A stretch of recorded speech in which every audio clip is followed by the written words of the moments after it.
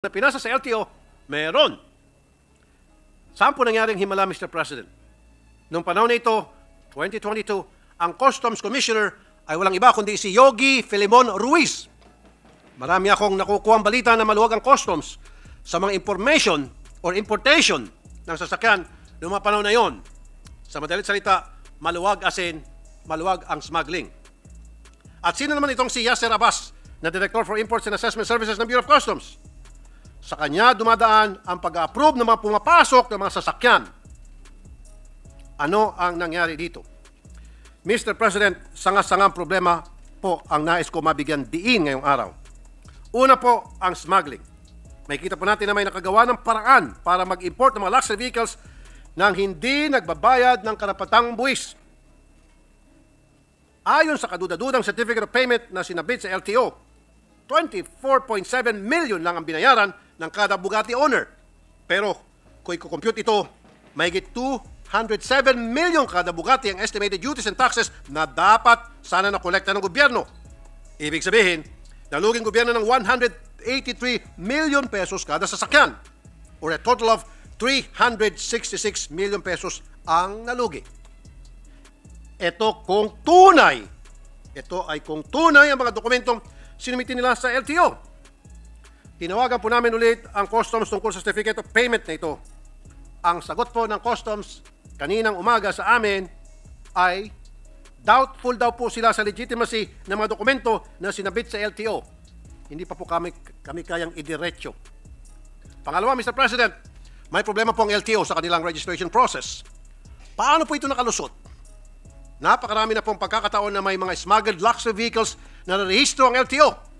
Siyempre, sasabihin nila, tinignan nila mga pinasang mga papeles at ito'y wala namang kahinahinala sa kanilang nakikita. Ito na nga ang gusto kong matutukan natin dito. Sana maisaayos na ang modernization program ng Customs para madaling mag-coordinate ang iba't ibang ahensya ng gobyerno tulad ng LTO. Dehado po ang taong bayan. People's Initiative. Ang nais ko lamang pong linawin, mahal na Ginoong Pangulo, na wala pong masama sa People's Initiative.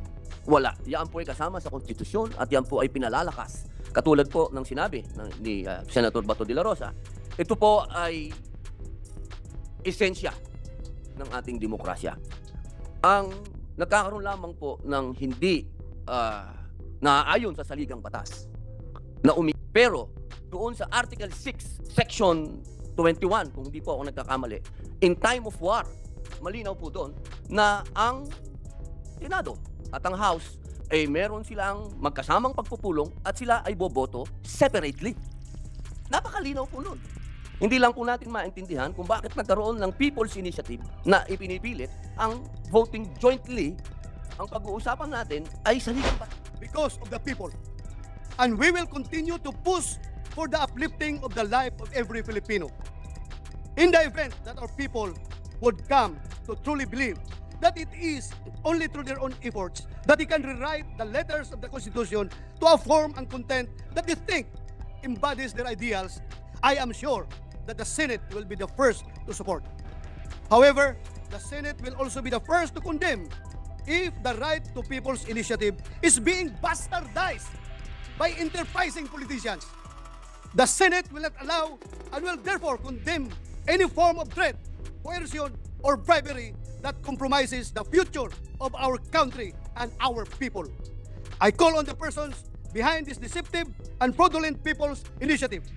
Make amends, not to our Constitution, but to the people, our people, whom you have maliciously enticed to unknowingly sell their... Pangulo, ako po, habang nakikinig ako sa ating kasamahan dito sa Senado, hindi ko mapigil kung hindi mapukaw yung silakbo ng aking dugo. Sapagkat binabanggit ng ating kasamahan yung pananamantala. Gaano ho ba kabigat yung ginagawang pananamantala na ating nararanasan sa ngayon, Ginoong Pangulo? Na isang Pilipino, idadanggel mo yung salapi mula sa DSWD, yung pangako na ikaw ay pipirma kapalit ang ayuda ng pamahalaan, yung pangako na pipirma ka lang, makakasama ka na sa mabibigyan ng biyaya ng mga politiko. Kapalit ang iyong pirma. Ito ba yung insulto, Mr. President? Ito ba yung insulto sa iyo, Mr. President? Ito ba yung insulto sa ating institusyon sapagkat ang bawat isa na nagluklok sa atin bilang senador ng Republika ng Pilipinas, nung tayo po ay binoto bilang kinatawan nila as national leaders, Mr. President. Not as district representatives, not as party list representatives, but national leaders. Is this an insult, Mr. President? Is this disenfranchisement, Mr. President? Disenfranchisement of the very sacred right of every Filipino, the right to suffrage, Mr. President. May we know the thoughts of the gentleman from Davao, Mr. President? Well, Mr. President, sa simula pa lang, talagang nakikita na natin na yung layunin nito ay iba, Mr. President. Because nobody dares to admit that they are the ones behind this so-called People's Initiative. Walang umaangkin. Pero sa Bisaya to, Mr. President, ako'y natingala. Ako'y nagtataka. Bakit merong lumabas na timeline na nakaprogram na doon kung anong mga courses of action, anong mangyayari in the next coming days. Pero hanggang ngayon na ayaw nilang aminin na sino talaga ang nasa likuran nito.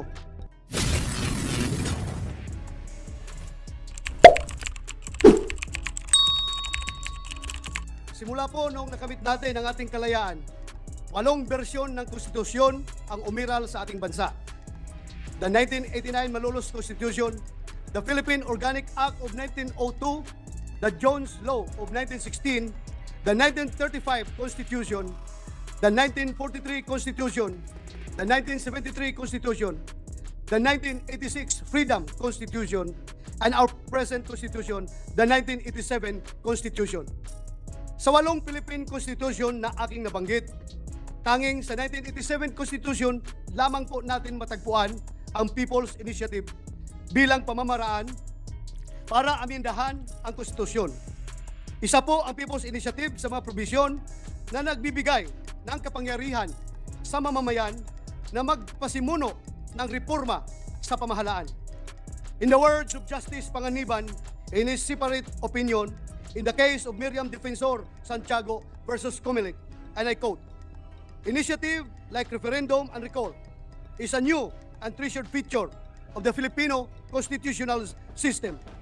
All three are institutionalized legacies of the world-admired EDSA people power. Like elections and plebiscites, they are hallowed expressions of popular sovereignty.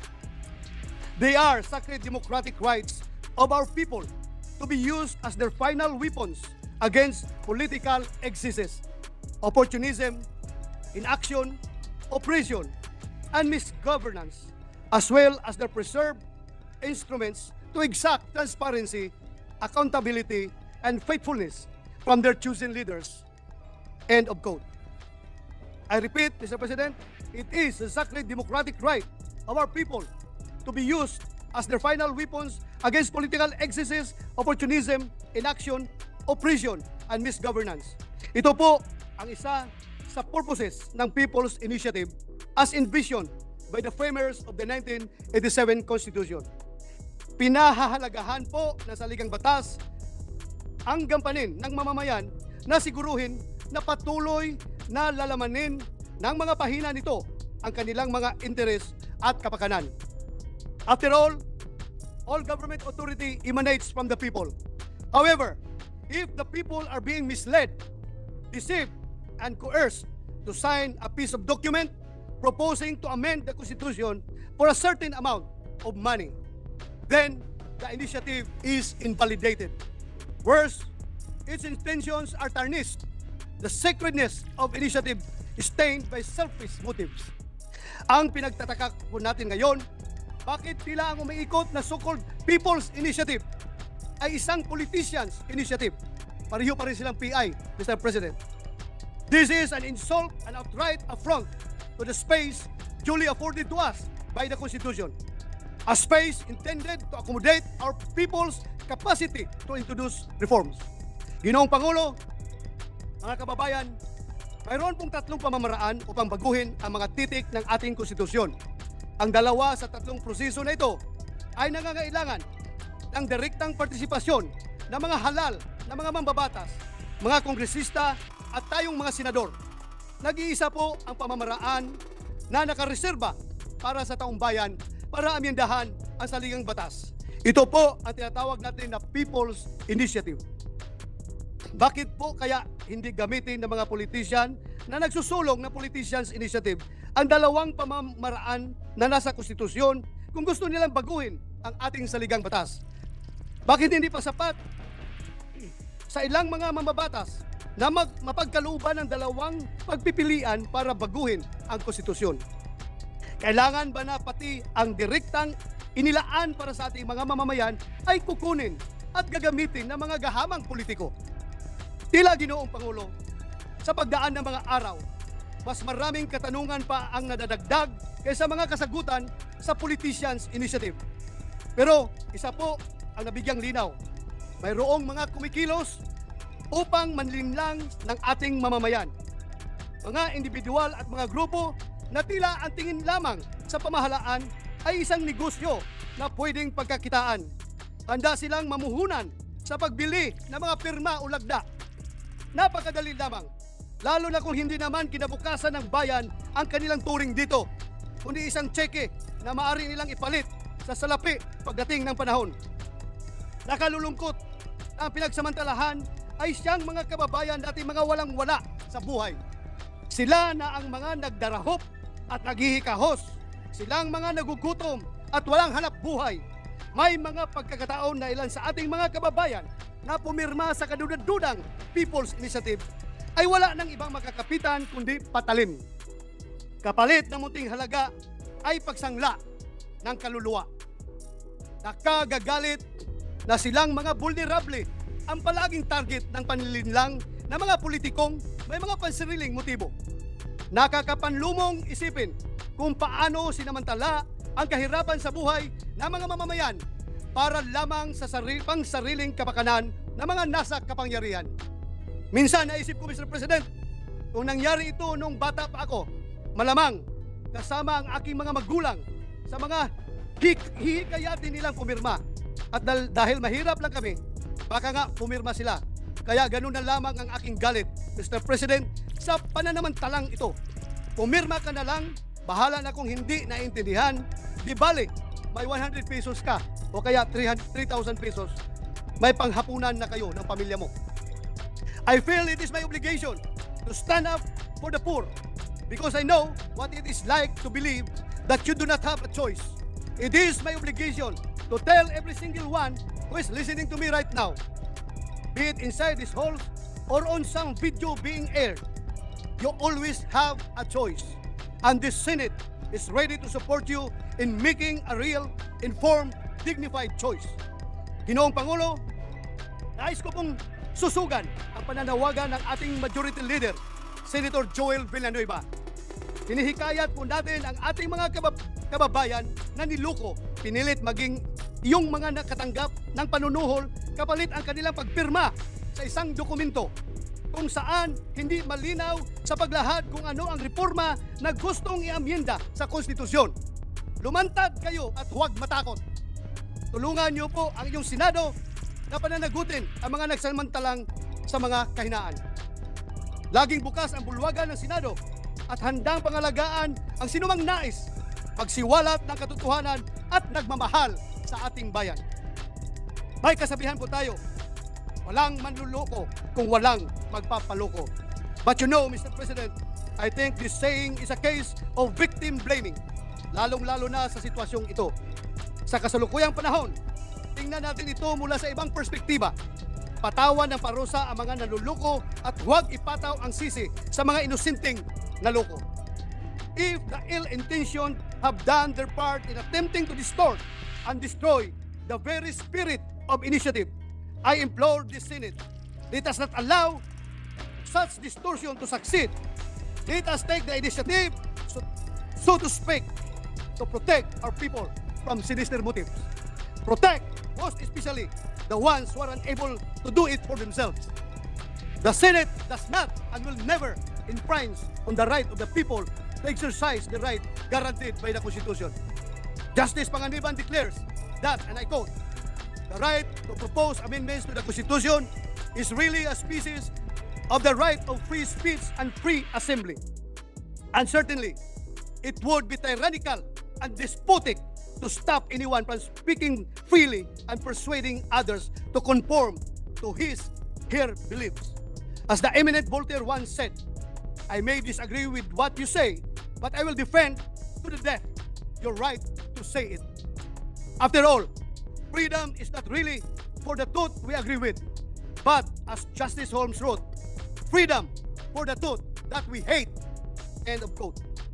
I would like to assure our Filipino people that the Senate, as the last bastion of democracy, does and always will support the people's clamor to institute reforms, whether this would be crafting laws or amending the Constitution itself.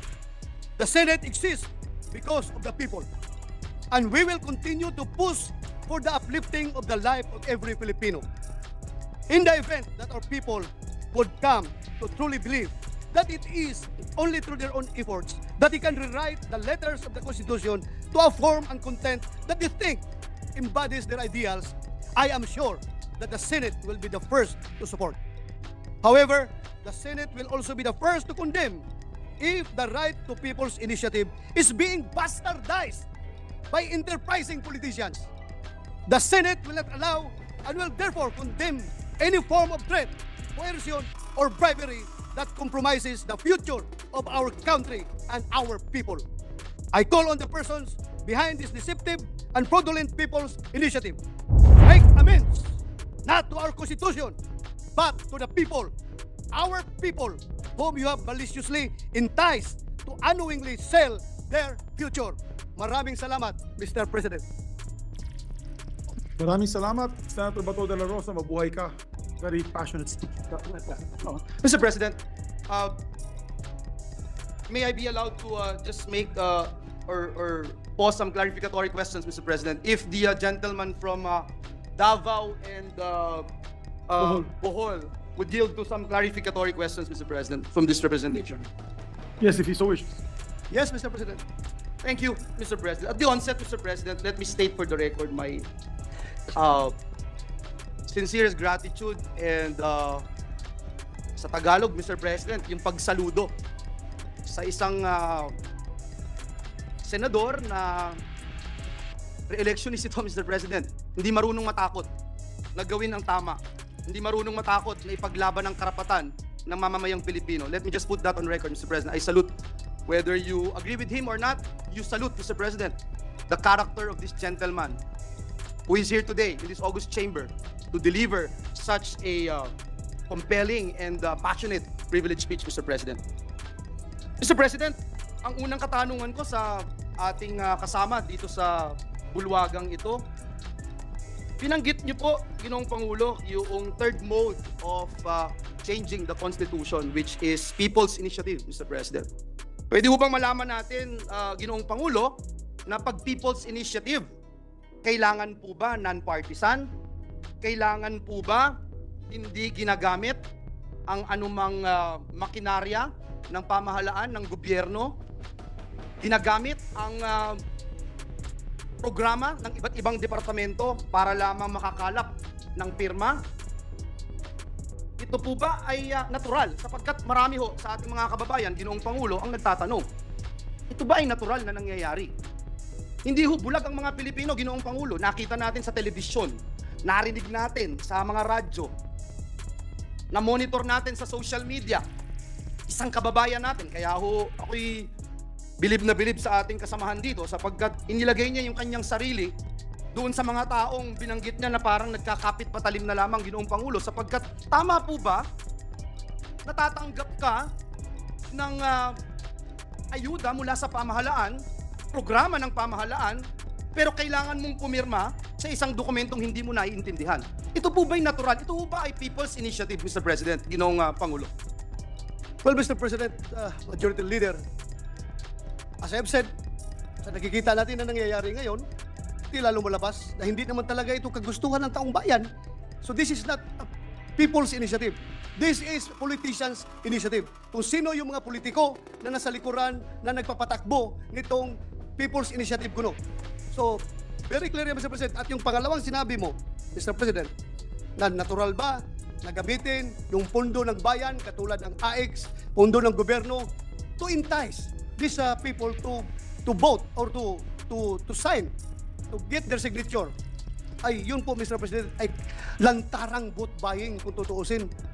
Vote buying po talaga yan. Dahil, these people are enticed to give their signature in exchange of the money that is being offered to them through the government programs and services like AX, TUPAD, and what other programs that we have, Mr. President. Ginoong Pangulo, ako ho ay humahanga sa ating kasama dito sa Senado sapagkat alam ko ho, siya ho ay taga Davao, taga Bohol, ngunit malalalim yung Tagalog na ginamit, Filipino na ginamit ng ating kasama dito sa Senado. Natatandaan ko ho, yung binanggit niyang isang salita, naghihikahos, nagdarahop. Ginoong Pangulo, ako po, habang nakikinig ako sa ating kasamahan dito sa Senado, hindi ko mapigil kung hindi mapukaw yung silakbo ng aking dugo sapagkat binabanggit ng ating kasamahan yung pananamantala. Gaano ba kabigat yung ginagawang pananamantala na ating nararanasan sa ngayon, Ginoong Pangulo, na isang Pilipino, idadanggel mo yung salapi mula sa DSWD, yung pangako na ikaw ay pipirma kapalit ang ayuda ng pamahalaan, yung pangako na pipirma ka lang, makakasama ka na sa mabibigyan ng biyaya ng mga politiko, kapalit ang iyong pirma. Ito ba yung insulto, Mr. President? Ito ba yung insulto sa iyo, Mr. President? Ito ba yung insulto sa ating institusyon sapagkat ang bawat isa na nagluklok sa atin bilang senador ng Republika ng Pilipinas, nung tayo po ay binoto bilang kinatawan nila as national leaders, Mr. President. Not as district representatives, not as party list representatives, but national leaders. Is this an insult, Mr. President? Is this disenfranchisement, Mr. President? Disenfranchisement of the very sacred right of every Filipino, the right to suffrage, Mr. President. May we know the thoughts of the gentleman from Davao, Mr. President? Well, Mr. President, sa simula pa lang, talagang nakikita na natin na yung layunin nito ay iba, Mr. President. Because nobody dares to admit that they are the ones behind this so-called People's Initiative. Walang umaangkin. Pero sa Bisaya pa, Mr. President, ako'y natingala. Ako'y nagtataka. Bakit merong lumabas na timeline na nakaprogram na doon kung anong mga courses of action, anong mangyayari in the next coming days. Pero hanggang ngayon na ayaw nilang aminin na sino talaga ang nasa likuran nito. Very clear po, Mr. President. Ako po ay may nakausap na congressman. Hindi ko lang sabihin. Sinabi niya talagang instruction yan sa aming liderato ng Kongreso. Sa mababang kapulungan. Ang instruction pa nga sa kanila is not only to get 3% of the number of registered voters in their respective congressional district, but to get at least 20%. That is according to my friend Congressman, Mr. President. So, kung yan ang ginagamit yung ating pundo ng gobyerno para makakalap ng perma, hindi lang yan insulto, Mr. President, para sa akin. Kung meron pang word na mas mabigat pa sa insulto, kaya nga minsan, maiisip ko, Mr. President, tila ba yung sinasabi natin na interparliamentary courtesy ay parang napapalitan na ng interparliamentary treachery, Mr. President. Sa ginawa nilang yan sa atin, kung saan gusto nilang kapunin, gusto nilang tanggalan ng power ang Senado para magbigay boses sa lahat ng Pilipino. We are not only elected by a single congressional district, we are elected by the whole of the Filipino people. Gusto nilang tanggalan ng boses ang Senado by the mere subject of their People's Initiative, which is voting jointly, Mr. President. Hindi lang ito insulto, Mr. President, kung isang pang-iisa, isang panlalamang, at isang, I don't know kung ano pang Tagalog na pwede kong sabihin dito. Kung Bisaya lang, Mr. President, mas marami pa akong masasabi. Pero wag na lang. Hindi maintindihan ng lahat ng Pilipino yung aking sasabihin.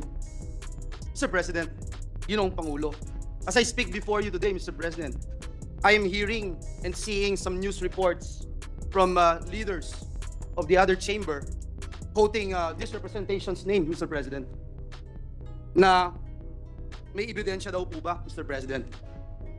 Ginoong Pangulo, gusto kong banggitin sa bulwagang ito, kahapon nag-launch tayo sa social media lamang, Mr. President, para sa mga lalaki at babaeng nabudol, nasamantala, at na-realize nila na sila'y niloko at ginoyo ng pekeng initiative na ito, PI din, Mr. President. After 24 hours, Mr. President, libu-libong complaints, picture ng text messages, picture ng mga aktibidades, Mr. President, ang ating nakalap. 90%, Ginoong Pangulo, 90% ng mga nagre-reklamo, sinasabi ang pangalan ng kongresista, pangalan ng mga staff ng kongresista, pangalan ng mga chiefs of staff ng kongresista. Mr. President, nagkataon lang ho ba ito? Nagkataon lang ho ba ito, Mr. President? Ang tanong ko. Sa tingin niyo po, Ginoong Pangulo, kayo po na nagsabi na meron din po kayong nakausap na ilang kongresista, meron din po ako. Alam niyo, Ginoong Pangulo, napakasakit po para sa akin magsalita ng ganito dahil galing po tayo sa House of Representatives. Kayo, Ginoong Pangulo, Senator Risa, Senator Sani, Senator JB, Senator Win, Senator Mark, lahat po tayo galing ng House of Representatives. Ako po, Ginoong Pangulo, wala akong Joel Villanueva kung walang House of Representatives. Lahat po ng natutunan ko, paano ako makakapag-contribute for nation building, natutunan ko sa House of Representatives. Kaya masakit po sa akin, Ginoong Pangulo, ang makita 90% ng reklamo, House of Representatives. Nagtataon mo ba ito, Ginoong Pangulo? Pagsasalita na po ako, yung alam ko ho, personal, hindi lang yung sinumbong sa akin na sinasabi kong 90%. Sa aking lalawigan, ito yung pinakamasakit.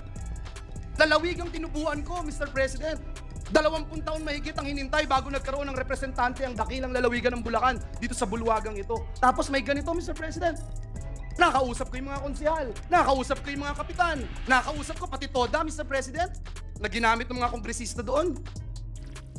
Doon nga po sa Hagunoy, pinapirma sila. Sa Hagunoy, Bulacan, hindi alam kung ano yung pinipirmahan. Meron pang iba, sabi, online game lang. Nanalo kang 300 pesos, i-Gcash sa'yo. Bigay mo lang yung telepono mo. Nandito po. At hindi kagaya noong mga nagpalabas ng TV ad at nagpupush ng peking inisyatibo na ito, hindi nila mapinpoint kung sino sila. Handa po ako ibigay ito. Handa akong sabihin kung sino itong mga ito. Ipakita itong mga ebidensya na ito, Mr. President.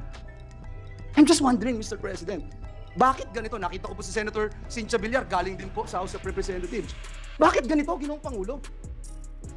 Hindi ho ba pagpapalit ng kalye, pangalan ng kalye dito sa Pilipinas, pag pinapalitan po ang kalye, pangalan ng kalye?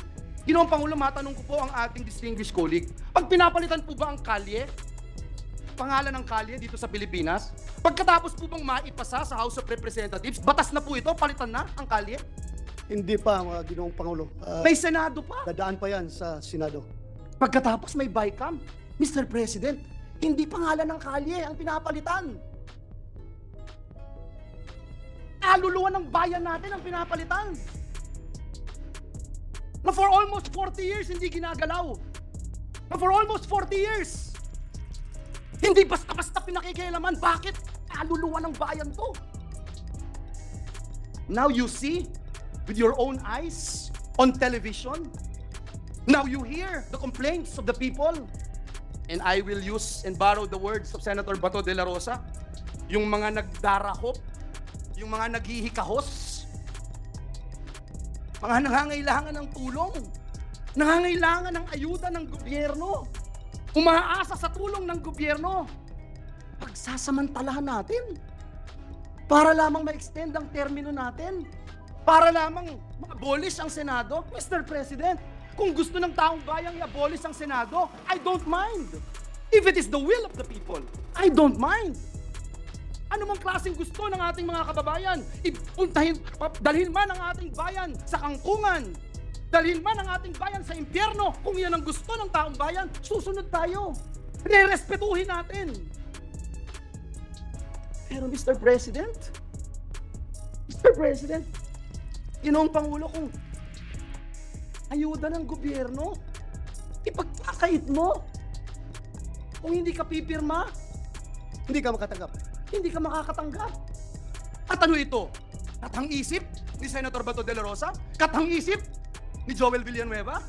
Bakit hindi natin tanungin ang bayan? Bakit hindi natin tanungin si Juan de la Cruz? Ito ba ay People's Initiative? Mr. President, I can go on and on, but I just wanted to also ask our dear colleague, where do we go from here, Mr. President? How do you want this privileged speech, Mr. President? Pagkatapos nating i-refer, and I suppose, if I may, mamaya ay i-refer ito dun sa committee ni Senator Amy Marcos ng Committee on Electoral Reforms and People's Participation. Ano yung pwede nating magawa dito, Mr. President? Ngayon na pagkatapos ng meeting ng ating pinuno ng Senado at ng pinuno ng Kamara de Representantes na tayo po'y nagsunog ng kilay para ayusin at siguruhin yung mga gusto kuno ng ating mga kausap na marami din naman sa atin pabor doon sa economic provisions, kaya nga po natin pinasa yung Public Services Act. 5 sektor lang yung hindi natin pinagalaw na magkaroon ng 100% ownership, Mr. President. Ngayon, Mr. President, where do we go from here? Kailangan pa ba nating ispilingin yan, Mr. President? Kailangan pa bang i-memorize yan kung seryoso yung ating mga kausap, Mr. President? Sa pagpapasa nitong joint resolution na ito? That's my question, Mr. President. Well, Mr. President, if I may add, kanina, nag-start yung aking investigation on the alleged scam ng ayuda scam na nangyayari sa Davao del Norte. At kami doon, lahat na nandun na senador, ay akala namin yun ang pinaka-the worst na nangyari. Yung 10,000 na ayuda na binigay, ay binawi yung 9,000 at 1,000 lang ay binigay sa ating mga kababayan na itong pumirma. So, out of 10,000, 9,000 binulsa ng mga nag-recruit sa kanila at ang 1,000 ay binigay sa kanila. Akala ko, the worst na yun na pangyayari. Pero if I am going to borrow the words of our majority leader, hindi lang 9,000 ang katumbas ng ginagawa ngayon ng People's Initiative, kundi kaluluwa ng ating bayan ang kapalit ng perma ng ating mga kababayan. So dapat ang Senado ay hindi matutulog. I implore all our colleagues, wag nating hayaan ito. Magtutulungan tayo dito. Hindi natin papayagan na masisira itong ating bansa dahil lang sa kagustuhan ng ilang mga politiko na gustong mag-perpetuate in power, Mr. President. Thank you. With the permission of the majority floor leader. Mr. President. Yung kaninang binanggit mo, Senator Bato, ang 10,000, kinupit ang 9,000, kinuha. O kinupit o ninakaw, binawi yung 9,000 at naiwan yung 1,000. Yes, at Mr. para yan pumirma sa People's Initiative.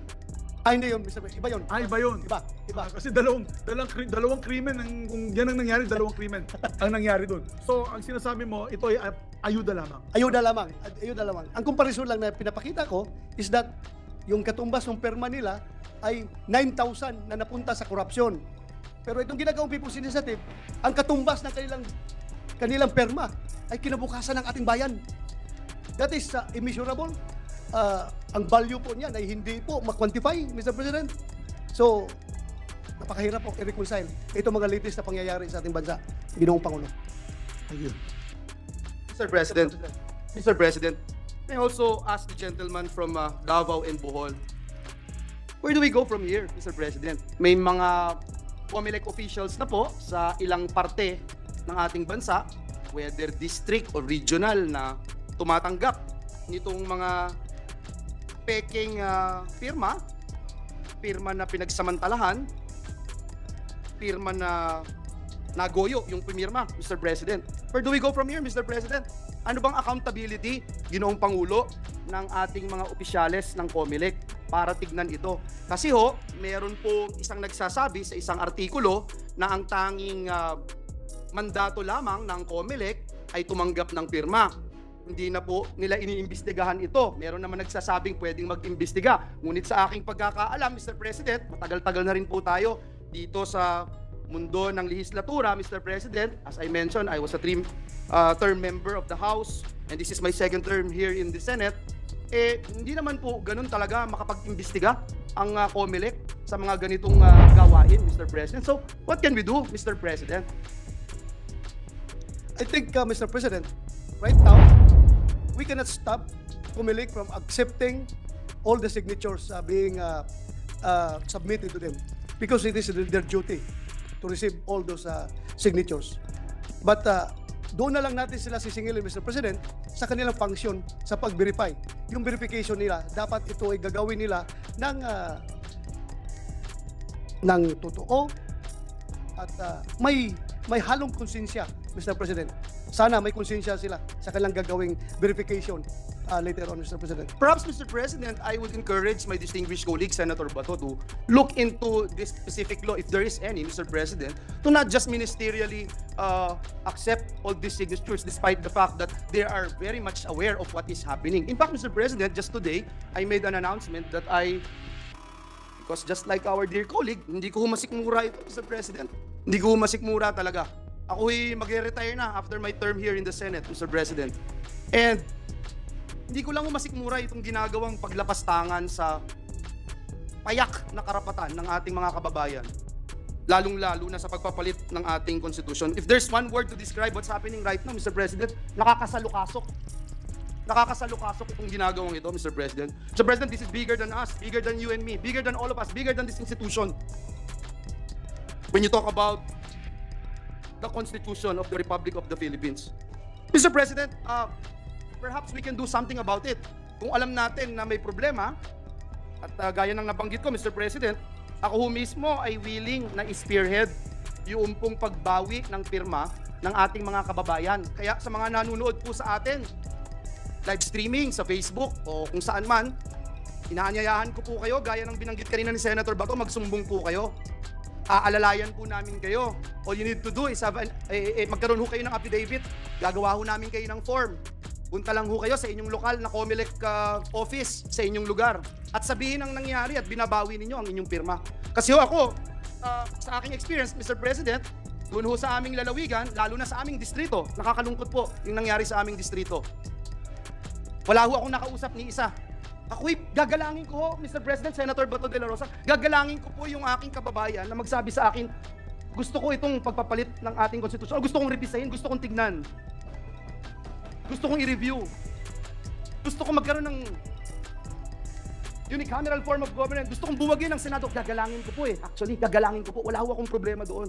Pero sa aming distrito, wala pa ho akong nakausap ni isa na naiintindihan yung kanyang pinirmahan. Ni isa na nagsabing pinapirma siya at in-explain kung ano nga ba itong People's Initiative na voting jointly ang Kamara at Senado. Na ang Speaker o ang Senate President, hindi and Mr. President, Speaker or Senate President may call to convene a Constituent Assembly. Wala ho akong narinig na ganun. Ulitin ko po, Mr. President, gagalangin ko kung yun ay bukal sa loob ng aking kababayan. Sino man po sila, nasaan man po sila. Pero ulitin ko po, sa aming distrito, wala pa ho ako nakausap.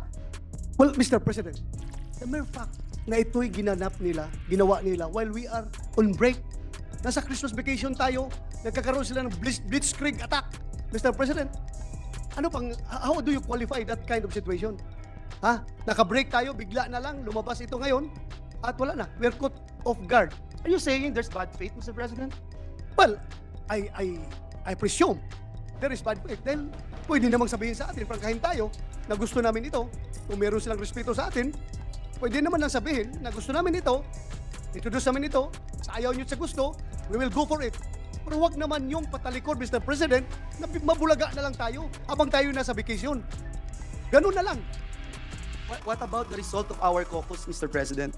Tayo ay nag-caucus, if you recall, Mr. President, para pag-usapan itong joint resolution na supposed to be ay ating tatalakayin ngayong mga panahon na ito, ngayong araw na ito, Mr. President. What do you think would happen to this, Mr. President, after knowing na parang may bad faith, Mr. President? Well, Mr. President, hanggang ngayon, ako po'y tuliro. Anong gagawin natin? So I leave it up to the leadership of the Senate at pag-usapan po natin yan para magkakaroon tayo ng united stand on this particular issue. I leave it up to I am a good soldier. I will follow our Senate President. Thank you, Mr. President. Diyan po nagwawakas ang aking maikling interpellation sa ating kasama dito sa Senado. Muli, taus-puso akong nagpapasalamat at sumasaludo sa ating kasama sa Senado, Senator Bato de la Rosa, na hindi natatakot banggitin ang katotohanan sapagkat ngayong araw na ito ginugunita natin ang Malolos Congress. At ang nakakatuwa po, Ginoong Pangulo, sa mga delegado ng Malolos Congress, meron po silang isang salita. Matatayuan natin ang paninindigan ng ating mga framers ng Malolos Congress. At gaya ng ating kasamahan dito sa Senado, Senator Bato de la Rosa, nais kong ilagay sa talaan ng bulwagang ito na hindi po tayo papasindak, na hindi po tayo titiklop sa anumang uri ng atake, hindi lamang sa institusyong ito, hindi lamang sa ating mga sarili, kundi atake sa karapatan ng bawat mamamayang Pilipino. Maraming salamat, Ginoong Pangulo. Maraming salamat, Senator Bato de la Rosa. Maraming salamat, Majority Floor Leader. Mr. Hangang-hanga din po ako sa ating mahal na kaibigan, kababayan, taga Mindanao, Senator Bato de la Rosa. He's slowly becoming a statesman of the Senate. And he's no longer looking at local politics or petty issues. He's now taking up the challenges of our institution. And I salute him for that. Maraming salamat, sir. Mr. President, Senator Robin Hood Padilla is also seeking the floor. I move that he be recognized. Ang ating kapatid, Senator Robin Hood Padilla is recognized. Maraming salamat po, Ginoong Pangulo, at sa ating pinunong mayorya. Gusto ko lamang pong sundan ang napakagandang talumpati ni Senator Bato de la Rosa. Ganun din po ang iminungkahi at ibinato ng ating pinunong mayorya patungkol po sa People's Initiative. Bilang ako po ay chairman ng Committee ng Amendments and Revision, nais ko pong ipaalam sa inyo, Ginoong Pangulo, na ako po mismo ay may sarili ding People's Initiative. Iyan po ay aking isinusulong at nais ko pong ipaalam sa lahat na wala pong sa konstitusyon natin, Article 17, napakaliwanag, na meron po talagang tatlong moda. At yan ng Constitutional Assembly, CONCON, at People's Initiative. Ang nais ko lamang pong linawin, mahal na Ginoong Pangulo, na wala pong masama sa People's Initiative. Wala. Yan po ay kasama sa konstitusyon at yan po ay pinalalakas. Katulad po ng sinabi ni Senator Bato de la Rosa, ito po ay esensya ng ating demokrasya. Ang nagkakaroon lamang po ng hindi naaayon sa saligang batas na umiiral sa atin ngayon ng 1987 Constitution, malinaw po doon sa Article 6 din ang legislative body, ang paghihiwalay ng Senado at ng House of Representatives. Ang magkahiwalay na kapangyarihan, lalong-lalo na sa tinatawag nating voting powers. Nagkaroon lamang po tayo ng pagkakataon na maging suliranin doong voting sapagkat doon sa Article 17 hindi malinaw na naisulat. Pero doon sa Article 6, Section 21, kung hindi po ako nagkakamali, in time of war, malinaw po doon na ang Senado at ang House ay meron silang magkasamang pagpupulong at sila ay boboto separately. Napakalinaw po nun. Hindi lang po natin maintindihan kung bakit nagkaroon ng People's Initiative na ipinipilit ang voting jointly. Ang pag-uusapan natin ay saligang batas. Ito po ay talagang kailangan po natin pag-usapan ng mahaba kasama po ang malaking kapulungan, ang House. Hindi po ito para po sa akin pong ibinigay niyong komite, pinag-aralan ko po ito, ang ating konstitusyon. Ito pong voting jointly ay lumalabag sa artikulo ng legislative body sapagkat meron pong paghihiwalay ng kapangyarihan. At diyan pong kapangyarihan, yung voting, kasama po yan. At malinaw sa ating konstitusyon. Kaya mahal na Ginoong Pangulo, hayaan niyo po akong makapagpasalamat sa bumubuo ng ating Senado at inyo pong ipinaglalaban yung ating kapangyarihan na magkaroon ng voting separately. Sapagkat ito po ang sinasabi ng 1987 Constitution. At ang People's Initiative po ay ang pwede lang po natin gawin lamang ay amendment. Hindi po tayo pwedeng mag-revision ng konstitusyon na gagamitin ang People's Initiative. Sapagkat piecemeal lang ang pwede natin gawin. Amendment lang, hindi po revision. Kaya po sana, maging malinaw po ito sa ating taong bayan na ang ating pong winawaksi dito, ngayon, sa ating bulwakan ng Senado ay yung sinasabing pagtatanggal ng kapangyarihan sa Senado. Yun po ay talagang parang isinawalang bahala na natin ang saligang batas. Kailangan po tindigan natin ang saligang batas sapagkat tayo po ay nanumpa sa harap ng saligang batas. At yun lamang po, mahal na Pangulo, maraming salamat po. Mabuhay ang Senado. Maraming salamat, Senator Robin Hood Padilla. Ako'y humahanga din po sa inyo. Alam ko, ang inyong advocacy is to amend the charter to improve the constitution ng ating bansa. At pumirma po kayo dito dahil sa puntong iyon na binanggit mo, na dahil ayaw po makapon ng Senado, ayaw nyo pong walang saysay ang Senado dito sa usaping charter change. Kaya mabuhay po kayo, Senator. Marami po sa amin ay naniniwala din po sa inyo na dapat meron tayong mga kailangan baguhin, pero sa tamang paraan. I'd like to share the frustration of the distinguished colleague, Senator JV Ejercito. Ang aga-aga pa lang ng administrasyon na to, bakit ang dami-dami ng away? I think we should concentrate on moving forward with the economic agenda for the upliftment of poverty of each and every Filipino that's living in abject poverty, 25%. Minimum wage, tulak natin. May rally kanina. Imbis na charter change, pwede bang taas natin ang sweldo? Pasok natin yan. Pasakay ng presyo ng bilihin. Correct. So I think, my dear colleagues, today has been a very fruitful day for the institution. I think our standing as one in this chamber, not just for our own self-preservation. It's not about self-preservation. It's about looking at the 107 years of history of this hallowed ground, these hallowed halls of the Senate. Nakita natin yung mga personalities na ipinaglaban, the father of Senator Coco Pimentel, who fought against injustice, and the martial law days, and many others who were jailed and fought for what they believed in and lost their power, fighting for our country and for our nation and for our democratic processes. Huwag natin sapalin sila na makalimutan natin ng kanilang alaala, kanilang memories. No, we forget their memories because of pure personal ambition. That's why I salute all of you. I salute all of you. It is now a test of character. This gentleman is a test of character. Sana po makita natin yung dun sa taas. Representative daw po ako ng Buhay Party List, Mr. President. Mr. President, ito po ay katibayan na noong mga panahon na yon, 2016 pa po ito, Mr. President, bago ho ako maluklok bilang senador ng Republika ng Pilipinas. Pine-persecute na po tayo, pinararatangan, pero tapos na po ang laban. Noon pa po, na-dismiss na po ang ibinasurang lahat ang gawa-gawang reklamo na ito sa atin. Dinismiss na po ito. Pwede ho bang pakita natin yung dinismiss na po?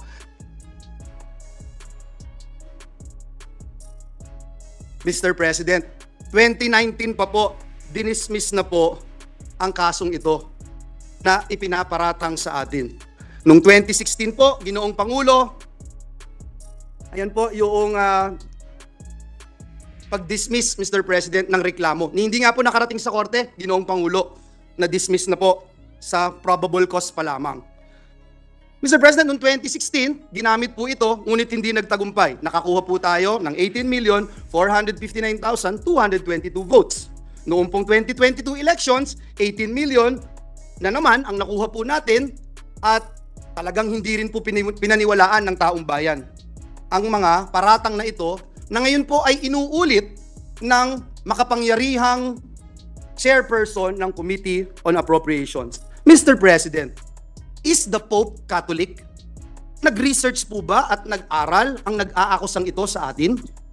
Ngayon po, kakalkalin ngayon ang kanyang mga kaso. Nakakalungkot po dahil kaibigan naman po natin siya. Pero dahil po pumasok siya sa away na hindi niya away, kailangan niyang magbabanggit ng mga personal attacks, kakalkalin po itong mga atraso niya sa bayan. Ito pong kumpanya niyang SunWest Corporation. True or false? Ito po ba ang isa sa pinakamalaking government contractor sa bansa? Sagot, true. True or false? Ang korporasyon po ba niyang SunWest Corporation ay kasama dito sa kontrobersyal na Farmally case dito na inimbestigahan sa Senado na kasuhan ng Senado? The answer is true. Kasama din po ba ang kumpanya niya dito po sa kontrobersyal na DepEd laptop scam? Ang sagot po, true. Pinakakasuhan din po ng Senado ang kumpanyang ito.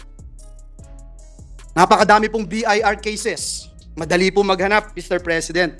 Madali po kuhanin ang panig ng mga taga-BIR. Ang ilang kaso meron ang kanyang mga korporasyon. Bukod po dito, yung reklamo po sa ombudsman ng anti-corruption group na ang pangalan Task Force Kasanag International, meron din pong 50 billion na kaso na kinakaharap ang taong ito. Mr. President, kung maglalabas po kayo ng baho, Mr. President, dapat naman siguro maligo ka muna. Ang masaklap po, Ginoong Pangulo, sa kabila po ng track record na ito ni Mr. Saldico, ang masaklap po, inappoint po siya ng Kamara de Representantes bilang tagapagbantay ng kaban ng bayan. Si Dracula, inappoint mo bilang tagapagbantay ng blood bank ng bayan. Wow, Mr. President. Kailan sa kasaysayan ng bayan natin nangyari ang ganitong pagkakataon na isang big-time contractor ang hahawak sa kaban ng bayan? Only in the Philippines, Mr. President. Mr. President, marami po akong pwedeng sabihin, isa-isahin, pero hindi ko ngayon gustong pag-usapan ang napakarami yung kasong ito. Hindi ko po iisa-isahin. Hindi ko po pe-personalin. Marami pong panahon para sagutin itong mga ito. Pangalawang paratang sa atin, Mr. President. Minamaliit ko daw po, Mr. President. Minamaliit ni Joel Villanueva ang boto ng mga kongresista at party list. Sagot, true or false? False. Mr. President, utang ng buhay kong ito ang pagiging miyembro ng Kamara de Representantes. Paulit-ulit ko pong sinabi sa bulwagang ito, hindi ko mararating ang anumang tagumpay na narating ko sa buhay ko kung hindi po ako naging miyembro ng Kamara de Representantes. Marami po akong namimiss, Mr. President, na miyembro ng Kamara. Mahal na mahal natin si Representative Diggs Dilangalen, si Representative Raul Delmar, si Representative Roy Logoles, Tito Kaloy Padilla. Ang sarap pakinggan, Mr. President. Sa mga party list representative, sila ka Eta Rosales, sila ka Saturo Campo, sila ka Crispin Beltran. Mr. President, naging bahagi sila ng aking buhay. Mamaliitin ko ba ang 3,872 votes na maging kongresista ng Batanes? Bakit ko po mamaliitin? Lagi ko nga pong sinasabi, dapat pakinggan ang bawat representative ng Pilipinas. Doon po sa interpellation namin, nandito po si Senator Bato, madali po niya ikukumpirma. Ano ba yung pinag-uusapan namin about votes? Ang topic po namin ay disenfranchisement. Ang binanggit po namin ay kung tayo po ay iluluklok ng taong bayan bilang senador, tayo po ay iluluklok ng taong bayan bilang party list representative o bilang district representative, may different roles po tayo. Ang disenfranchisement mangyayari kung bubuwagin ng Senado, kakapunin ng Senado, tinatanggalan natin ang karapatan yung mga nagluklok sa bawat miyembro ng Senado na naririto po ngayon. Mr. President, kailanman hindi natin kayang maliitin ang bawat miyembro ng Kamara de Representantes. Higit sa lahat, Mr. President, miyembro po ng Kamara at party list ang tatay ko, na mas mahal ko pa kaysa sa buhay ko, Mr. President. And let the records bear that statement of this representation. Paano ko po mamaliitin ang Kamara? Ang tunay na issue, Mr. President, ay ito pong Peking People's Initiative. Dito po tayo mag-focus. Madali ho maghalit para sa akin. Madali po para magsisigaw ho dito dahil kakampi ko maraming senador eh. Madali po yun, Mr. President. Napakadali. Banggitin isa-isa itong kaso na ito. Ilang bilyong dito, ilang bilyon doon. Madali po sabihin, pero hindi po yun ang focus. Ang focus po natin, Mr. President, at hindi tayo dapat maging personal, ay banggitin natin itong bigger issue. This issue which is bigger than myself, which is bigger than you and me, which is bigger than this institution, Mr. President, and this is the soul of our nation, our Constitution, Mr. President. Imagine, Mr. President, true or false, Mr. President? Gusto ba ng taong bayan itong mabahong PI o peking People's Initiative, Politicians Initiative na ito? Eh yung OCTA po, sabi 1% lang ang naniniwala na may halaga itong tsa-tsa. Noong January 31, ang CBCP nagbigay po ng pahayag na sabi po nila, hindi tayo basta lalagda o papayag sa kahit anong petisyon sa COMELEC. Ayan po ang sinabi ng CBCP. Can we show the CBCP resolution, Your Honors? Ayan po. Noong pong isang linggo, February 11, ang Philippines for Jesus Movement ay naglabas po ng isang manifesto laban sa Peking People's Initiative. Mr. President, maliwanag pa po sa sikat ng araw. Hindi ito ang prioridad ng taong bayan. Lalo na't maraming Pilipino ang nagugutom at nahihirapan. Hindi na po nakakayanan ng ating mga kababayan yung presyo, taas ng presyo ng bigas, sardinas, kape, gatas, instant noodles, maging asin, at iba pa. Nagluluksa pa rin hanggang ngayon ang maraming kababayan natin. Biktima ng baha at landslide doon po sa Davao. Nagsimula na ang El Nino, Mr. President. Ano magagawa nitong peking PI sa El Nino? May haharapin tayong tagtuyot. May haharapin tagtuyot ang ating mga magsasaka, Mr. President. Mga kababayan natin, na hanggang sa buwan ng Mayo, haharapin ang El Nino. Bagsak pa rin ang kalidad ng edukasyon. Andyan po ang mga commissioners ng EDCOM sa pamumuno ni Senator Gatchalian. Kulelat pa rin ang mga estudyante natin sa PISA. Mga bagong graduates, below minimum wage. Below minimum wage ang tinatanggap. Mr. President, napakatindi ng traffic, tinitiis ng mga manggagawa natin ang araw-araw na kalbaryo. Mga OFWs natin na di-displace, Mr. President. Mga kababayan po natin na nagtatrabaho katulad ng nangyari sa New Zealand, doon po sa Saudi Arabia. Mr. President, hirap na yung taong bayan. Pero, mabaho at peking PI pa rin ang gustong asikasuhin ng mga taong nagtutulak nito. At nung mahuli, mayabang lang kayo. Senado, papogi lang kayo. Senado,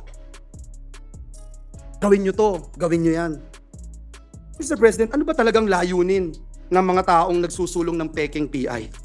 Tanggalin ang Senado sa napakahalaga at napakasagradong proseso ng pag-amyenda o pagrebisa ng ating Constitution. Is this true or false? True, Mr. President, ang sagot. Iyan po ang nakalagay sa pinapipirmahan nila.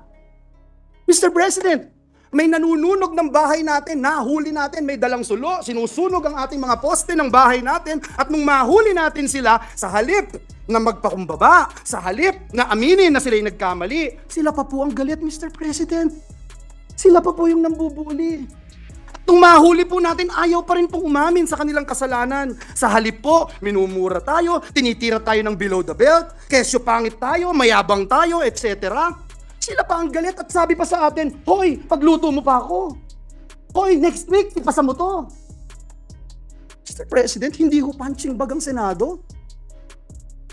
Naniniwala akong hindi tayo papayag maging punching bag, Mr. President. Sa mga kababayan po nating nanonood ngayon, sa mga kababayan po nating sumusubaybay, kapag nangyari po ang gusto nilang pagbabago sa konstitusyon, mababaliwala po ang inyong Senado. At mas magiging madali ng magpalit ng konstitusyon kaysa magpalit ng pangalan ng kalye. Ito po ba ang gusto natin dito sa Pilipinas?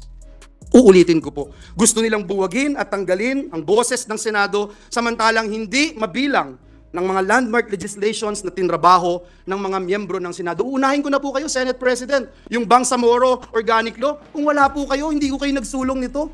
Hindi ko magiging batas ito. Si Senator Loren Legarda, kung hindi pinangunahan itong Clean Air Act, Clean Water Act, Ecological Solid Waste Act, ano mangyayari po kaya?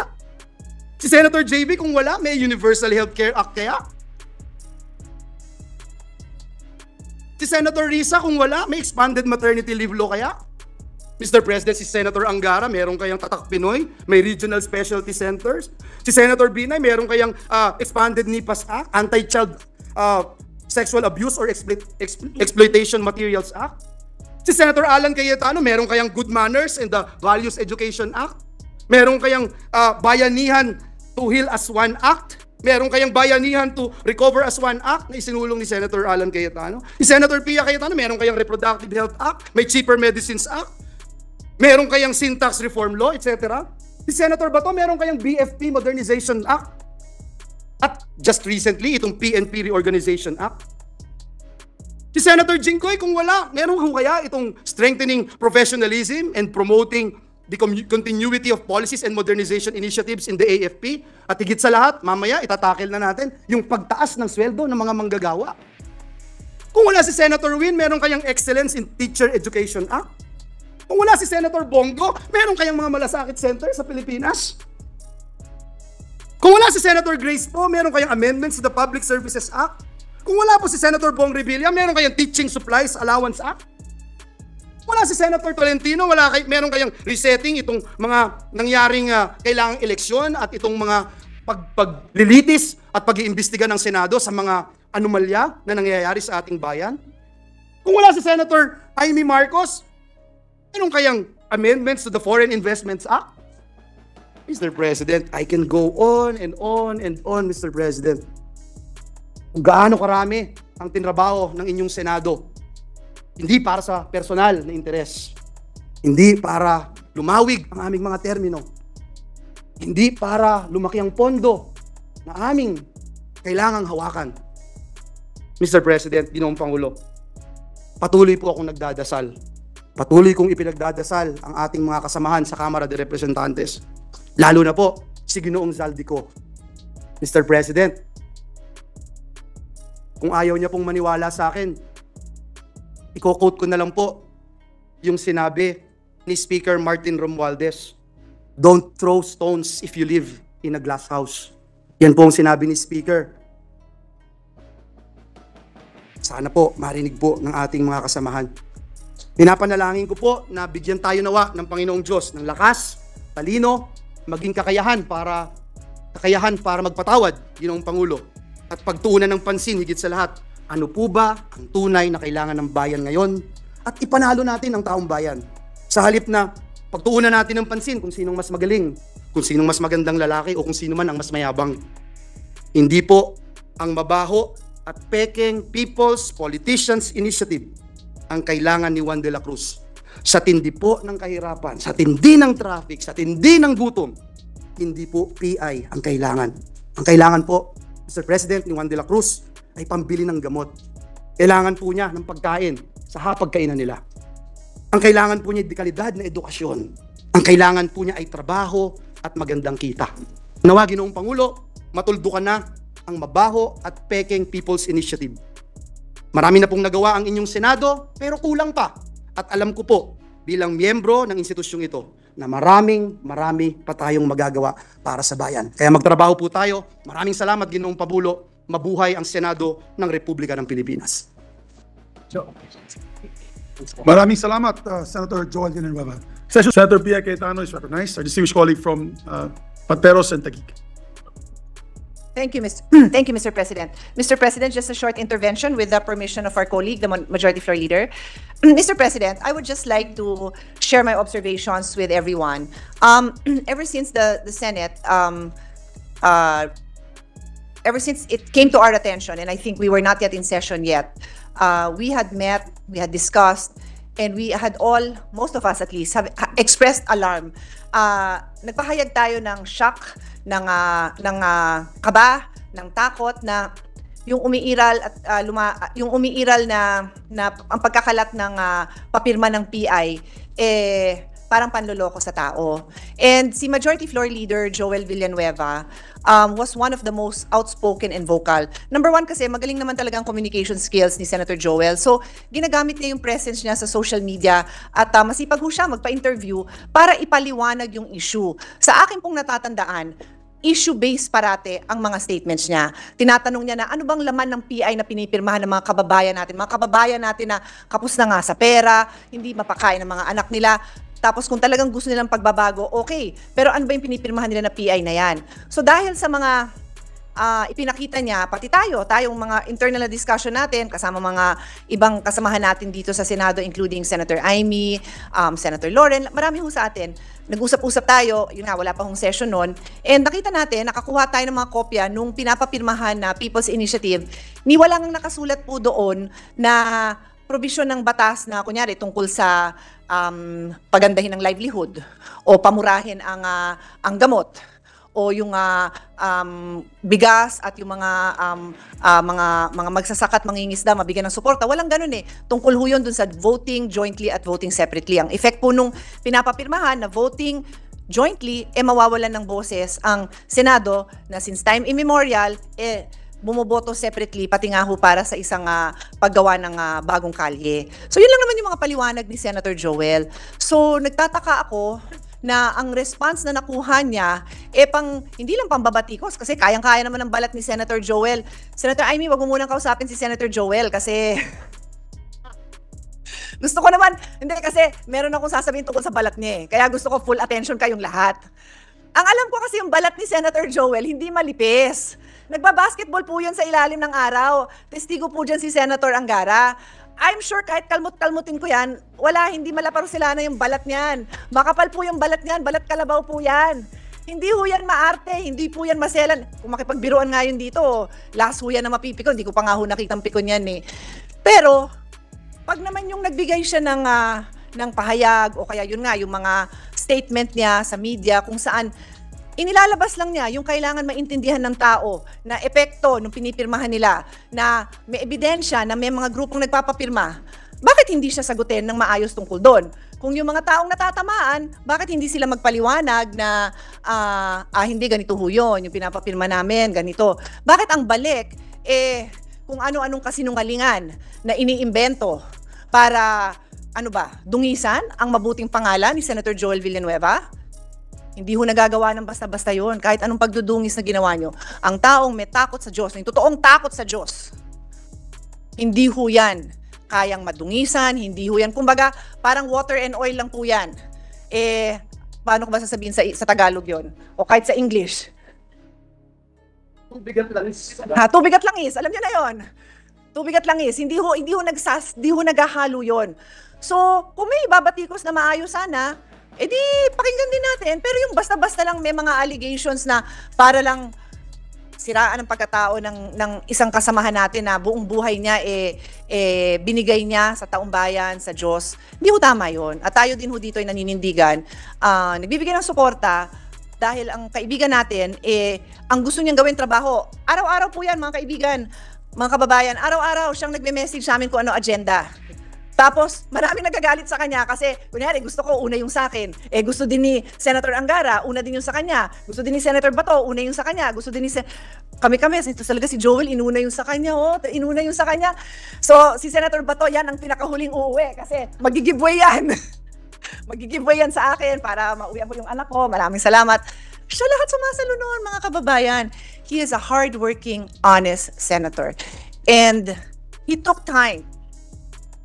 He took time out of his job. Nagagalit nga siya na kailangan niyang tumayo dito para ipaliwanag yon dahil gusto niya trabaho agad.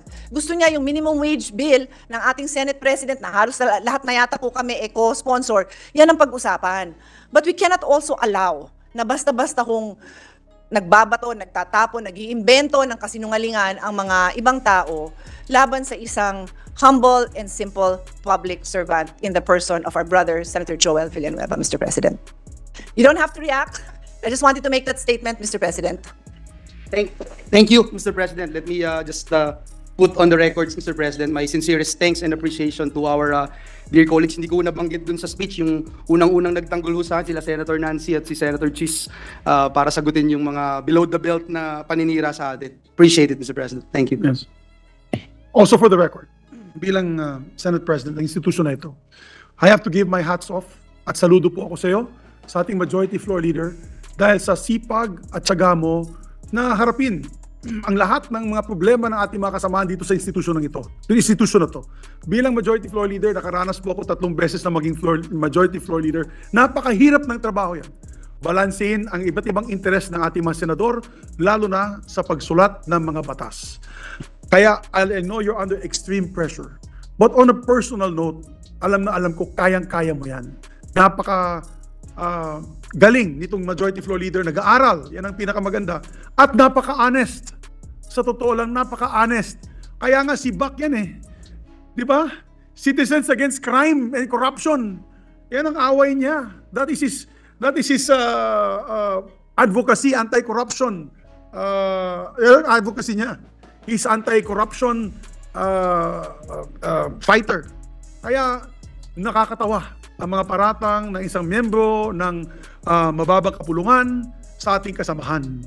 And I hope that our friends in the House are circumspect. Hindi magandang mga paratang na ganyan. It is not good for interparliamentary courtesy. Tayo dito po ay nagtatrabaho na po.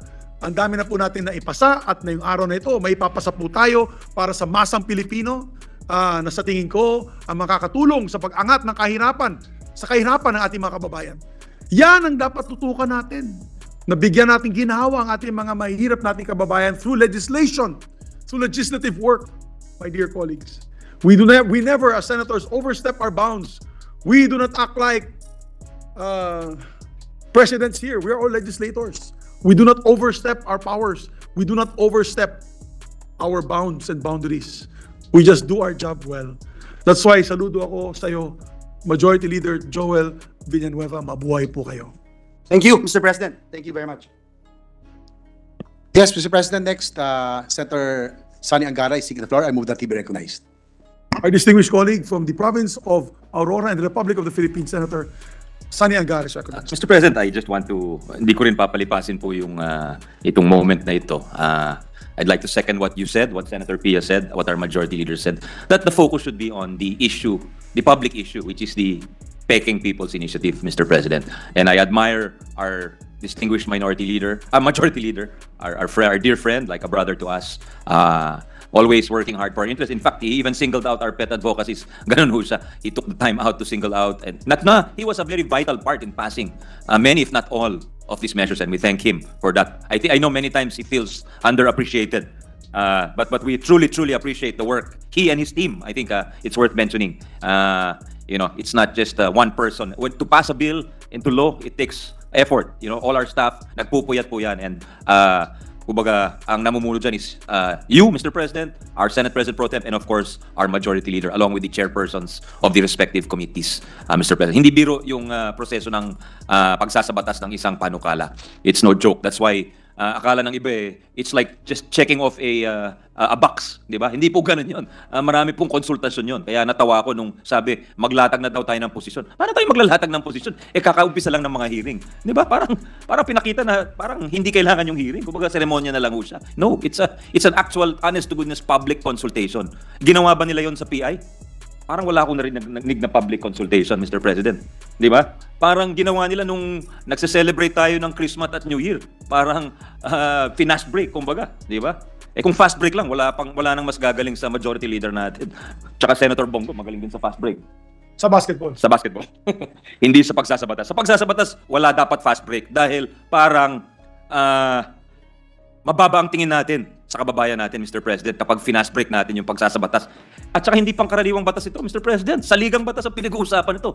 I paraphrase our distinguished majority leader. It's the soul of our nation. Di ba? Hindi tayo pwede magpasa ng batas sa Kongreso na taliwas sa ating saligang batas. Ganun po kataas, ganun po kadakila ang ating saligang batas. So, it's not something to trifle with. Hindi po biro, hindi po hindi seryosong usapan ito. Parang minamaliit nga natin yung taong bayan kung minamadali natin ito, Mr. President. At dinadaan natin sa salapi at sa iba-ibang pamamaraan na kumbinsihin po sila. So I'd like to pay tribute to our majority leader for fighting for our institution, but more than that, Mr. President, for fighting for the Filipino people, Mr. President. Saludo po ako sa kanya at sa inyo na nakipaglaban itong nakarang mga linggo, Mr. President. At also on the issue of interparliamentary courtesy, ang focus talaga yung PI, Mr. President. Kung may natamaan dyan, hindi namin sinasadya yan. And in fact, I think Senator Amy was clear. She respected interparliamentary courtesy by not summoning or inviting the members of the House. She did not even send subpoenas to the chiefs of staff of the congressmen because nga she was conscious about the possible violation of interparliamentary courtesy. Ang nagsabi na nakipag-meeting po sila, hindi mga senador, kundi yung mga testigo na nag-oath na sasabihin nila yung totoo. Kaya muntik na nga makalimutan ng isang resource person, di ba sabi niya, it skipped my mind. Pala nakipag-meeting po siya sa mga liderato ng Kamara de Representante. Kaya po, Mr. President, pag nag-i-invoke tayo ng parliamentary courtesy, alamin muna natin anong ibig sabihin nito, di ba? Dapat alam natin anong ibig sabihin ng sinasabi natin o ini-invoke natin. So anyway, Mr. President, I did not want to let the moment pass and express support for our dear friend, the Majority Leader, Mr. President. Maraming salamat, Senator Angara. Mr. President, likewise, before I move to refer the privilege speech of our Majority Leader, of course, as his Deputy Majority Leader, I'd like to, I'm a witness on how hard our Majority Leader works. Mr. President, we are the first and the last to leave the floor. Even during the budget season, we are here from 9 a.m. sometimes to the wee hours in the morning. Kami-kami lang nandito, Mr. President. Ilan po lang tayo. Unlike the other house, there are a lot. Pero dito, ilan lang po tayo. And even, I would say that I'm very proud to be part of this leadership, to be a Deputy Majority Leader. No, none better than our Majority Leader. And even during our light moments, Mr. President, we are talking about how we can do something to improve the lives of our people. Yan po ang hindi alam ng ating mga kababayan. Hindi tayo nagtatanong kung ano magandang relo, ano magandang kotse, ano ang uso.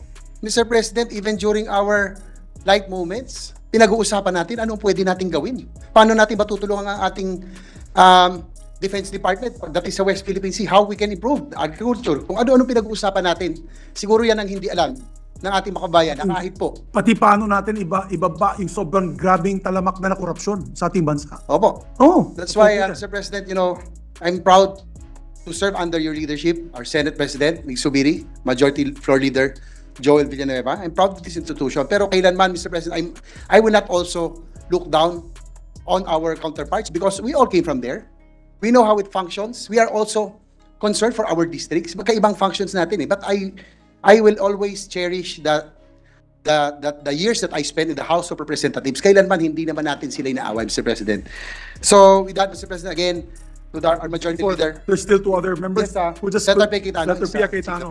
I just, Mr. President, with the indulgence of the Deputy Majority Floor Leader, meron ba siyang gustong ipahiwatig na may ibang grupo na imbis na trabaho ang pinag-uusapan, puro ibang bagay? You don't have to answer. Wala naman po, kasi parang isang ano lang naman, parang isang grupo, isang barkada on light moments, pinag-uusapan natin kung ano yung mga bagay-bagay. Pero I'm proud, kahit nasa lounge tayo, di ba? Dapat light moments pero pinag-uusapan pa rin natin yung ating trabaho. And even yesterday, doon po sa farm ni Senator Villanueva, pinag-uusapan pa rin natin kung ano ang ating pwedeng gawin. And again, Mr. President, hindi naman dahil but I am very proud to have made this comeback in the Senate and serve under your leadership. And my Majority Leader, ako'y proud na proud bilang kanyang deputy. That's why I don't complain. Kahit na ako'y first in, last out dito sa Senado, I will always be here because I'm proud of what we are doing here in the Senate. Yes. And also, I want to take note that without you, wala tayong Department of Housing, Senator JV, ha? And also for Senator Joel, yung ating napakaraming batas on higher education, training, DMW, yung Department of Migrant Workers is your baby, and many others that was adopted, by the way, by the House. Talagang trabaho para sa bayan, yung doktor para sa bayan, and also the work from home na bill natin na ginawa mong batas. So we'd like to recognize a distinguished colleague from Bohol and from Davao region, no other than Senator Bato de la Rosa, another fighter. Your honors. Thank you, Mr. President. Mr. President, I don't want to violate my self-declared ceasefire. Per your advice. But hindi ko palalampasin itong pagkakataon na ito. Hindi para tirahin yung ating mga kasamahan sa kabilang kapulungan. Kundi para magbigay ng suporta sa ating very passionate, very honest at ewan ko bakit siya ang paboritong tirahin personally ng mga kasamahan natin sa kabilang kapulungan. I would like to express my interest to be identified with the privilege speech delivered by our majority leader. Sabi ko nga sa kanya, Mr. President, kung ako man ay tutungtong sa boxing ring or sa wrestling ring at ako'y lalaban ng tag team, yung tag team na wrestling, Mr. President, wala ko ibang pipili talaga na katag team ko, si Majority Leader Senator Joel Villanueva. Yan. Dahil sa kanya prinsipyo, Mr. President.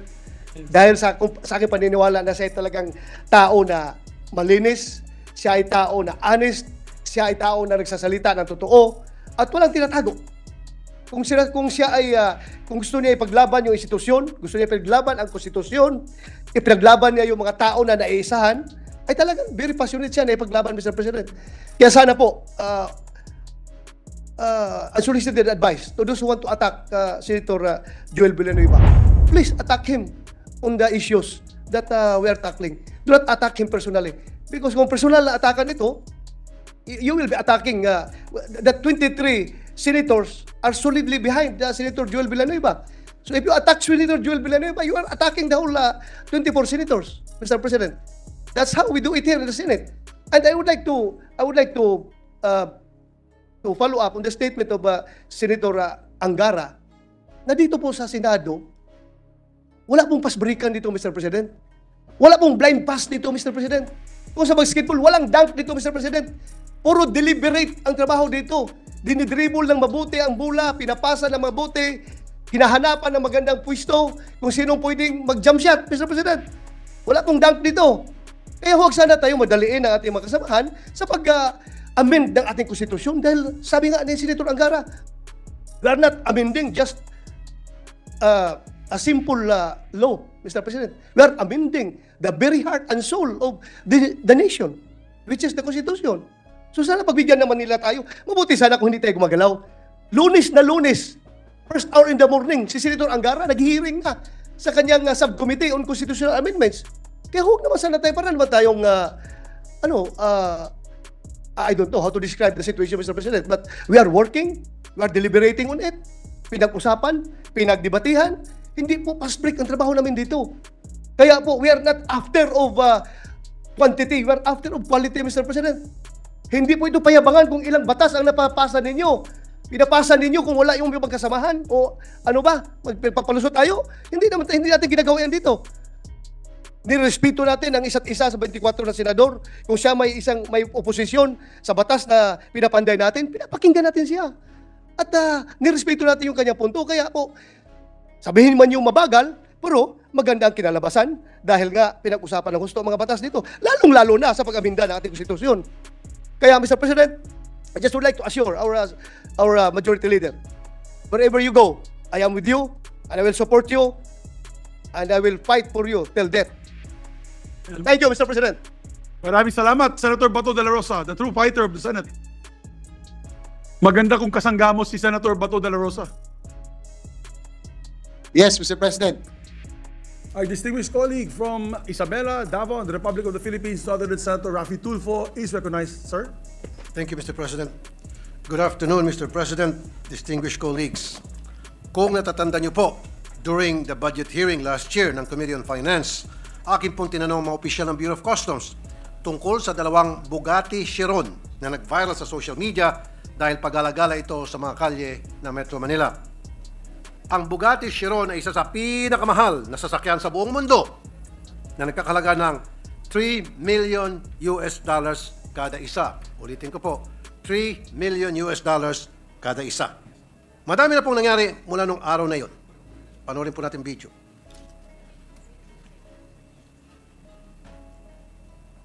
Bugatti Chiron, yung backup niya, G63 Mercedes Brabus. So, chinek ko po yung presyo ng Bugatti Chiron. That's $3 million ang tag price. Ang tanong, nagbayad ba ng tax itong dalawang Bugatti Chiron na nakita sa kalye? Tinignan nila yung 2019 onwards, 2019, 2020, 2021, 2022, 2023. Walang record. Wala talaga. So Wala therefore, ibig sabihin, ito po ay nakalusot. Ayon sa customs, mismo mga may-ari ng sasakyan ang nagsuko ng mga luxury cars. Isa din po si Senator Rafi Tulfo na nagbigay sa amin ng tip dyan. Meron na rin po kami mga intelligence information regarding these. As early as now, medyo kinukongratulate ko po ang Bureau of Customs for recovering one of the two Bugatti Chirons last February 9. Pero, Mr. President, bago nakamtan ang tagumpay na ito, sandamakmak na kapalpakan muna nangyari at nakapasok itong Bugatti Chiron nito nang walang record sa customs at narehistro pa sa LTO. Mr. President, I come before this chamber because of the irregularities that have been flagged to me regarding these Bugattis. Una po, nung ito ay tinanong ko noong Nobyembre kung nagbayad ba ng customs duties ang mga ito, agad akong sinagot ng wala sa records ng Bureau of Customs na ito'y nagbayad ng duties and taxes. Itong dalawang Bugatti. They confidently told me that they looked at the records from 2019 onwards at wala daw talaga. Sa nakita niyo po kanina sa video. They said that before the Senate budget deliberations and they would not say that if they had no basis. Ngayon po, bilang pag-follow up ko sa nangyaring ito, dahil nga may nag-surrender na ng isang Bugatti, akin pong background check ang registration ng dalawang Bugatti sa LTO. Ang blue na Bugatti na may plate number na NIM 5448 ay lumilitaw na nakarehistro sa pangalan ng isang foreigner na si Tu Trang Nguyen. At ang pulang Bugatti na may plate number NIM 5450 ay nakarehistro naman kay Meng Junzu. Sa pag-aaral ng mga dokumentong pinasa nila sa LTO upang ito'y marehistro, may kita na itong dalawang sasakyan ay magkasabay na prinoseso. Pareho itong in-import ng Frebel Import and Export Corporation na ang bill of lading ay may petsang December 24, 2022 at ito'y sabay na narehistro sa LTO noong May 30, 2023. Ngayon, ang tanong ko po, paano ito narehistro sa LTO kung hindi ito nagbayad ng customs duties? Ayon sa sinasabi ng mga nakapanayam natin dito noong Nobyembre. Salungat ito sa mga dokumentong sinumiti sa LTO kung saan may kambal na certificate of payment ang dalawang Bugatti na ito na inisyu ng Bureau of Customs. Noong December 27, 2022, nagbayad ng mahigit kumulang na 24.7 million ng Frebel Import ng customs duties ayon sa record na naisumite sa LTO. Ang certificate of payment na ito ay pirmado ng customs collector na si Harold Agama at ng examiner na si Rosario De Leon. Sabi ng mga customs officials dito nung budget hearing, walang binayad. Pero ang sabi ng dokumento na pinasa sa LTO, meron. Saan po nangyaring himala, Mr. President? Noong panahon na ito, 2022, ang Customs Commissioner ay walang iba kundi si Yogi Filemon Ruiz. Marami akong nakukuhang balita na maluwag ang customs sa mga information or importation ng sasakyan noong mga panahon na yon. Sa madalit salita, maluwag as in, maluwag ang smuggling. At sino naman itong si Yasser Abbas na Director for Imports and Assessment Services ng Bureau of Customs? Sa kanya dumadaan ang pag-approve ng mga pumapasok ng mga sasakyan. Ano ang nangyari dito? Mr. President, sanga-sangang problema po ang nais ko mabigyan diin ngayong araw. Una po, ang smuggling. May kita po natin na may nakagawa ng paraan para mag-import ng mga luxury vehicles nang hindi nagbabayad ng karapatang buwis. Ayon sa kadudadudang certificate of payment na sinabit sa LTO, 24.7 million lang ang binayaran ng kada Bugatti owner. Pero kung i-compute ito, mahigit 207 million kada Bugatti ang estimated duties and taxes na dapat sana nakolekta ng gobyerno. Ibig sabihin, naluging gobyerno ng 183 million pesos kada sasakyan or a total of 366 million pesos ang nalugi. Ito ay kung tunay ang mga dokumentong sinumiti nila sa LTO. Tinawagan po namin ulit ang customs tungkol sa certificate of payment na ito. Ang sagot po ng customs kaninang umaga sa amin ay doubtful daw po sila sa legitimacy ng mga dokumento na sinabit sa LTO. Hindi pa po kami kayang idiretso. Pangalawa, Mr. President, may problema po ang LTO sa kanilang registration process. Paano po ito nakalusot? Napakarami na pong pagkakataon na may mga smuggled luxury vehicles na narehistro ang LTO. Siyempre, sasabihin nila, tinignan nila mga pinasang mga papeles at ito'y wala namang kahinahinala sa kanilang nakikita. Ito na nga ang gusto kong matutukan natin dito. Sana maisaayos na ang modernization program ng customs para madaling mag-coordinate ang iba't ibang ahensya ng gobyerno tulad ng LTO. Dehado po ang taong bayan dito. We have to implement already the National Single Window Program. Itong customs, they keep on delaying it sapagkat sila ay kumikita dito. Just this year, we gave them a budget of more than 1 billion pesos for their modernization program. This should be utilized to enhance our ability to collect customs duties efficiently. Napakamakapangyarihan po nitong mga Bugatti owners. May galamay sila sa napakalaming ahensya ng gobyerno. At ayon sa isang article, itong si Trang Tu Nguyen, na isa sa mga may-ari ng Bugatti, ay isang insidente nang na-involve siya na isang Ferrari F8 pumasok sa EDSA bus lane. Ibig sabihin, marami pong exotic cars itong taong ito. Ano ba ang trabaho o negosyo nito sa Pilipinas? Kung legit na ito ay may trabaho o negosyo, nagbabayad ba ito ng buwis? Malamang sa malamang ay hindi. Dahil kung nakalusot ito sa customs na mahigpit ang pagbabantay nga kung tutuusin, mas lalo pa sa BIR. Ilan pa kaya ang katulad ni Nguyen na may pribileyo sa customs, BIR, LTO at immigration? Mr. President, according to our Constitution, tayo po inatasang mag-evolve ng progressive system of taxation. Ibig sabihin, mas mataas ang kita, mas malaking binabayaran na buwis. Pero base sa mga napag-alaman natin ngayon, ang progressive po ay hindi taxation, kundi tax evasion. Mr. President, we need funds to run this government and to provide service to the people that has developed an effective system that would prevent tax evasion and corruption. Maraming salamat po, Mr. President. Una sa lahat, gusto ko pong pasalamatin si Senator Raffy Tulfo. Dahil sa iyo na nailabas itong issue na ito.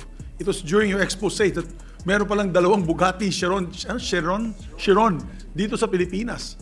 At tama po kayo, napakamahal at napakahirap bilhin itong mga sasakyan ito. I think there's only 60 in the world.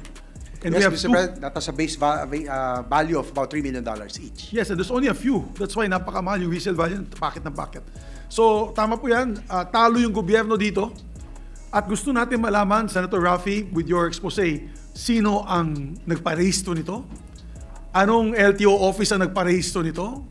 Saan pong, unang-una, saan po nakapasok itong mga sasakyan na ito? Which port? Meron bang kasalanan dito yung PPA, Marina, aside from the BOC on this particular issue? So we are one with you. That's why my suggestion to the staff, i-refer na po ito kagad sa Blue Ribbon Committee para sabihin na natin lahat itong mga agencies kagad na to, and then tignan natin anong parusang may bibigay natin sa mga kasabwat dito sa krimen na to. I'm with you 1,000% on this. And I know that's why Senator Bato is listening intently because that is also a law enforcement issue. Smuggling is, imagine kung nakaka-smuggle sila, napaganda sa sasakyan. Ano pang na-smuggle kaya nila before that? Could be drugs. Could be drug paraphernalia and equipment. So, I'm with you there. And also want to find out also the background nitong mga may-ari nito. Sino ba ito? Ang yayaman na nila, ang yayabang pa. Puro mga foreign nationals daw eh. So imagine if foreign nationals can trample on our own local laws. Our national sovereignty is being tested here.